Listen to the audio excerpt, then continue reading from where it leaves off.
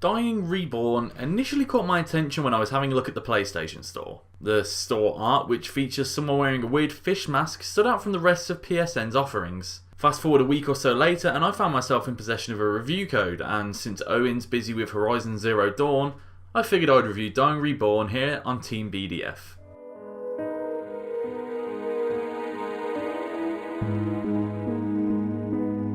Dying Reborn puts you in control of Matthew, a man who comes to the mysterious and abandoned harbour town in search of his missing sister.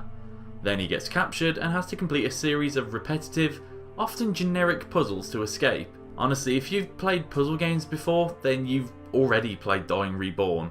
The puzzles are pretty generic, but at times can become increasingly obscure, which in turn becomes way more difficult to work out. Each of the game's 6 levels are like those escape the room flash games. Small closed off environments that often require you to explore every nook and cranny, open every drawer and inspect every static object because there's so little information or details that actually help you in any way. So it becomes a game of brute forcing your way through pretty much every level by mashing the X button on every object and trying to combine anything and everything in the hopes that you might find some sort of information. One of the biggest problems I faced with Dying Reborn: keypads and key codes were in every level, and sometimes I just couldn't find the answers, which led to endless amounts of frustration. So yeah, I guess I have to admit that I turned to guides a few times. So after I watched a guide, I'd try and work my way backwards once I knew what the code was, and I could still never make that connection or figure out how the code comes from the clues. It was never quite there for me. And I don't remember having this level of difficulty with puzzles in other games, like Portal or Resident Evil. I'd put this down to Dying Reborn's puzzles being so closed off and requiring a very specific answer, whereas Portal and Resident Evil gave you that leeway to test and experiment, allowing for a sense of feedback that lets you know when you're on the right way. And it doesn't help that the voice acting is pretty bad. Matthew feels the need to remind you of the situation at the start of every level, yet his voice actor feels like he's trying to emphasise everything. What the hell is that?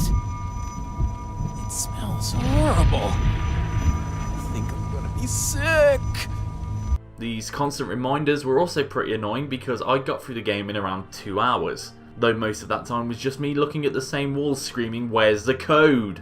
The fishhead guy sounds like someone trying to sound smarter than his dialogue actually is, and then there's a third character who doesn't even really seem to understand the line she's saying and just comes off as being confused about everything. Does he live with you? Who are you? I'm Connie. No, you shouldn't be asking me these questions.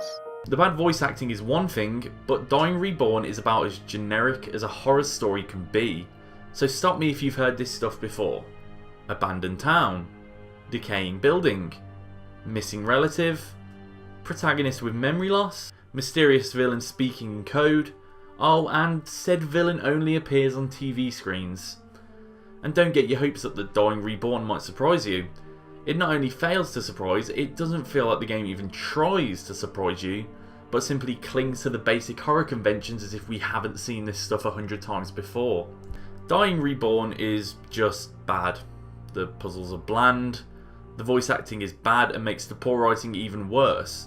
The environments are incredibly uninteresting to look at or explore, and the whole thing leads to an unsatisfying finish that seems to expect you to know more of the game's backstory than I remember the game actually revealing to me through in-game notes and collectibles.